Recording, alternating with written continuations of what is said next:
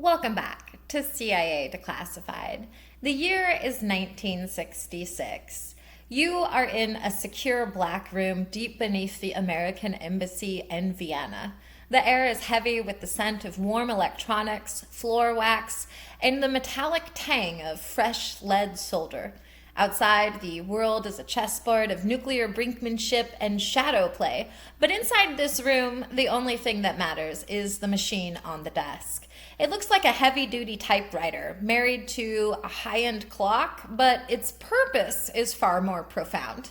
This is the T-100 Cipher. The fluorescent lights overhead flicker with a faint buzzing tremor, casting a pale clinical wash over the lead-lined walls. You feel the slight vibration of the building's massive HVAC system through the soles of your shoes, a constant low-frequency reminder that you are encased in a tomb of high-security architecture. On the mahogany desk, a half-empty cup of black coffee sits next to a heavy glass ashtray, its steam curling upward like a question mark. Every few seconds, the teletype in the corner erupts in a frantic, stuttering gallop, spitting out ribbons of gibberish that look like a language from another planet, while the officer beside you adjusts his tie, his face illuminated by the machine's internal glow. As the T-100's rotors begin their synchronized spin, you notice the fine layer of graphite dust on the operator's fingertips, a byproduct of the constant mechanical friction required to keep the world's secrets. The room is so quiet you can hear the faint crystalline tink of the metal cooling after a long transmission. There is a weight to the air here, a pressurized silence that feels like it's pressing against your eardrums. You realize that you are standing at the exact point where human thought is converted into an impenetrable wall of mathematics. It is a claustrophobic, exhilarating sensation, knowing that just 30 feet above you, the streets are crawling with Soviet agents who would kill for a single glimpse of the brass wheels turning beneath the T-100's steel skin. You watch as an officer, his movements precise and practiced, threads a strip of paper tape, the one-time key, into the machine's reader. The machine isn't just a calculator, it's a fortress. As he types, the machine doesn't just print letters, it performs a mechanical dance. Inside, brass rotors spin with a surgical click, and internal lamps pulse with a soft amber glow. Every character typed is a descent into a labyrinth of shifting logic. In this era, the computer revolution is still in its infancy, and the most reliable way to hide a secret from the KGB is through the flawless, unhackable precision of physical gears and light. There is a strange meditative quality to the work. You are aware that the message being scrambled could be the coordinates for a high-altitude overflight or the name of a mole in the Kremlin. The tension is palpable, not because of what you hear, but because of what you don't hear. There is no radio chatter to intercept, no digital footprint to track, just the physical movement of wheels and the cold, unyielding logic of a machine that turns human intent into a wall of noise. You are witnessing the pinnacle of mechanical encryption, a world where the most powerful weapon in the American arsenal isn't a missile, but a box of gears that refuses to be solved. Why the name? Within the internal archives of the CIA's Office of Communications, the T designation was the prefix for telecommunications grade equipment. Records indicate that the 100 was not just a random number, it was the target rating for the machine's reliability, a goal of 100% security through absolute reciprocality. The T-100 Cipher was an invention of grand scale, the physical manifestation of the agency's decision to transition away from manual one-time pads to an automated high-speed mechanical system that could withstand the emerging computational power of Soviet mathematics. To find the truth of the T-100, we must look past the gibberish and find the mechanical skeleton of the secret. The T-100 was developed by the CIA's Technical Services Division. The machine utilized a two-part key system involving a physical tape and a rotor setting. It operated on the one-time pad principle, which is mathematically unbreakable. The project utilized optical sensors to read the punched key tape. T-100 units were deployed to every major Priority 1 CIA station globally. The machine utilized hardwired rotors that were replaced every 30 days. It allowed for online encryption, meaning it could be hooked directly to a transmitter. The CIA used gold-plated contacts within the rotor assembly to prevent signal degradation. The T-100 weighed over 45 pounds, housed in a reinforced steel casing. It utilized interlocking gears that prevented the machine from typing if the key tape was misaligned. The Operation Gear Shift was the internal training program for T-100 operators. The CIA produced over 2,000 T-100 units during the 1960s. The machine used vacuum tubes in its early iterations before moving to solid-state components. It utilized a scrambler plate that could be changed for different clearance levels. The project utilized thermal disintegration kits to destroy the machine in case of embassy breach. T-100 key tapes were generated by a massive computer at Langley. The machine used silent run motors to avoid detection by acoustic bugs. Operatives were trained to use the machine in total darkness. The T-100 cost an estimated $12,000 per unit in 1965 currency. One-time key tapes were delivered in double-locked pouches by diplomatic couriers. The CIA utilized dummy messages to keep the lines busy so Soviets couldn't detect traffic spikes. The program required two-person integrity, TPI, for all key tape handling. T-100 rotors were etched with unique serial numbers for tracking. The machine utilized internal lamps to indicate the status of the encryption cycle. CIA Technical Services developed a briefcase version of the T-100 for field agents. Caches of T-100 parts were hidden in deep cover safe houses in Berlin.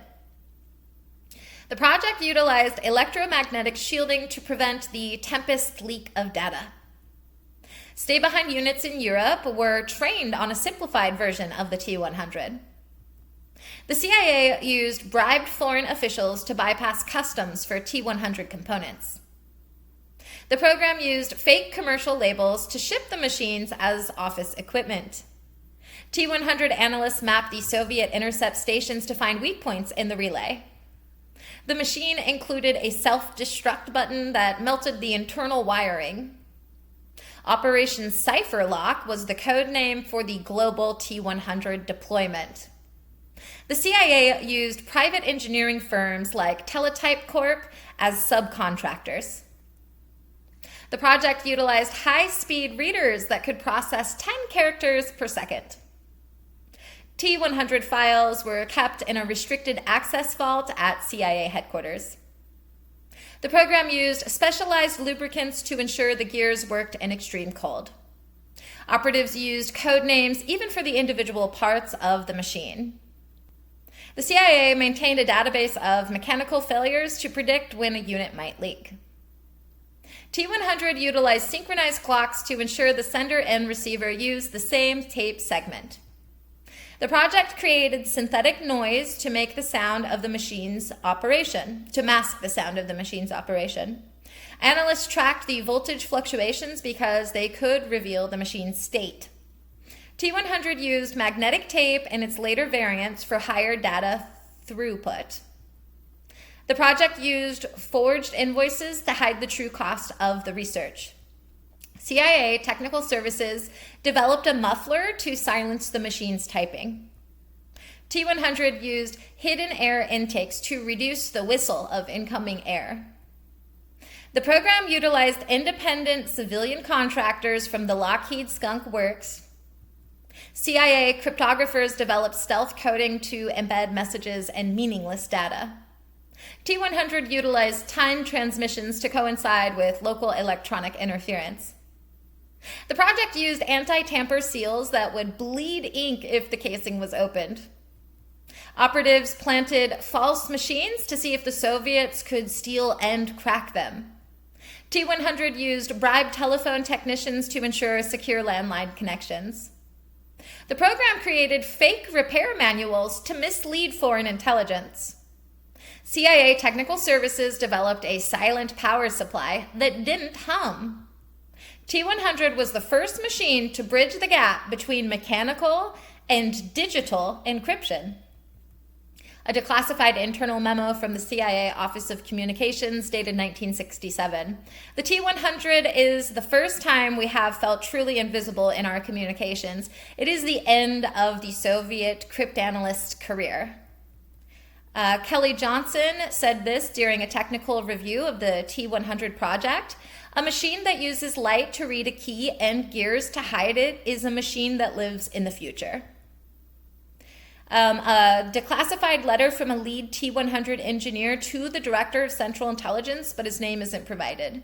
We are essentially trying to build a mechanical god that can turn a lie into a truth and back again. A declassified 1969 evaluation report on technical intelligence security. The T-100 results prove that the primary enemy of the codebreaker is not the math, but the machine itself. A declassified operational summary of the Vienna station test. We have succeeded in making a 40-pound box the most secure place on Earth. Now we just have to keep it that way. And a declassified technical service division doctrine paper. The T-100 is the final frontier of the secure wire. We must own the signal without revealing the source. And a declassified quote from an anonymous independent contractor at the teletype facility. I say anonymous because it's redacted. The cipher machine is a symphony of gears. Our job is to make sure nobody else knows the tune. End quote. Within the T-100 final operation synthesis, a massive 140 pages titled The 1971 Black Bag Deployment in Moscow are entirely blacked out. These redactions are protected under exemptions B1 and B3. Exemption B1 protects information classified in the interest of national defense. Exemption B3 protects information specifically shielded by other laws, likely the CIA Act of 1949. I suspect these pages detail the substation infiltration, the methods used to smuggle T-100 units into the heart of the Soviet Union to provide secure lines for high-level defectors. I also think the redacted portions cover the Moscow signal, the realization that the Soviets were using microwave radiation to try and see the rotors of the T-100 through embassy walls. Most significantly, I think the redactions likely hide the cryptic compromise, incidents where the Soviets actually captured a T-100 and the CIA's desperate covert missions to destroy the machine before it could be disassembled. And I'm not the only one with theories. When the world's secrets are locked in a box, everyone wants to know what else is inside. There's the mechanical consciousness theory. It's a fringe one that claims the T-100's mechanical logic was so complex it was actually a proto-artificial intelligence. Speculators believe the CIA used the rotor patterns to simulate human decision-making and predict Soviet moves before they happened. Then there's the missing key theory. Some believe the T-100 was designed with a master key or a backdoor that allowed a small group of high-level officials to read any message, even those sent by the president, without authorization. Then there's the light speed theory. This is a speculation that the T-100's optical readers were actually a cover for a laser-based communication system that could beam data to satellites long before the technology was officially declassified. And then there's the T-100 Mandela effect. Some claim that there were ghost machines, units that sent messages that were never typed, suggesting the CIA had a way to manipulate the machines remotely to feed false information to their own agents. Was the T-100 Cipher a success? Tactically, it was an iron curtain of logic. The T-100 Cipher was a triumph because it eliminated the human error inherent in manual cipher systems. It allowed for high-speed intelligence sharing, which was vital during the fast-moving crisis of the late 60s. It turned every CIA station into an information fortress that could communicate with Langley in near real time without fear of interception. It proved that mechanical robustness was a form of security in itself, as the machines rarely broke down in the field. Its tactical victory lay in the mathematical certainty. Because it utilized the one-time pad principle, even if the Soviets stole a machine, they couldn't read the messages without the specific key tape. It allowed for the secure coordination of global assets, changing the pace of clandestine operations forever. It proved that the best way to hide a secret is to make the cost of finding it mathematically infinite. Strategically, it was the blueprint for the digital age. The program was a success because it maintained the integrity of American intelligence during a decade of high-level leaks. It shifted the strategic focus from code breaking to key management. By proving that a machine could handle absolute encryption, the CIA ensured that the US remained one step ahead of the KGB's analytical departments. It turned the world's communication networks into a secure web where the US could operate with total confidence. However, the long-term strategic cost was the false sense of security. The total reliance on the T-100 led to a lack of investment in other forms of counterintelligence. T-100 Cipher may have closed one door while leaving the windows open to physical espionage and human betrayal. It proved that while you can win a strategic victory by mastering a machine, you can never truly automate the human element of war. The operational and technological breakthroughs of the T-100 Cipher have become the invisible gears of the modern world. For instance, optical data scanning. The T-100's use of optical sensors to read punched paper tape was a massive breakthrough in data input. Today, this logic is the ancestor of the barcode scanner and QR code technology we use for everything from groceries to digital tickets. The military applies this to high-precision missile guidance, where optical sensors read the terrain or target markers at supersonic speeds. The intelligence community utilizes it for bulk document digitization using high-speed optical scanners to turn warehouses of power files into searchable encrypted databases. One-time pad automation. The T-100 was the first machine to successfully automate the unbreakable one-time pad protocol at scale. Today, this logic is the basis for two-factor authentication, where a one-time code is generated to verify your identity. The military applies this to nuclear launch authorization codes, which are generated and used only once to ensure absolute command and control. The intelligence community utilizes it for quantum key distribution, where one-time pads are generated using the laws of physics to create truly unhackable satellite links. Mechanical logic synchronization. The T-100 mastered the art of synchronized rotors, ensuring two machines thousands of miles apart were perfectly aligned. Today, this logic powers the Global Positioning System, GPS, which requires atomic clocks to be perfectly synchronized across the planet. The military applies this to coordinated drone swarms, where dozens of aircraft must synchronize their mechanical and electronic logic to fly as a single unit. The intelligence community utilizes it for distributed computing attacks, where thousands of machines are synchronized to crack lower-level encryption through brute force. Tempest electromagnetic shielding. The T-100 was one of the first machines to address signal leaks through its heavy steel casing. Today, this logic is used in high-end medical equipment like MRI machines, which must be shielded to prevent electronic noise from ruining the images. The military applies this to hardened command centers, which are shielded against electromagnetic pulses from nuclear detonations. The intelligence community utilizes it for secure skiff construction, where every room is a Faraday cage that prevents any electrical signal from being intercepted from the outside. The legacy of the T-100 is a testament to a time when we trusted gears more than people. It was an era that proved that the security of a nation isn't just a policy, it's a physical reality of brass and light. The result was a world where we learned that the only way to be truly heard is to speak in a language that no one else can understand.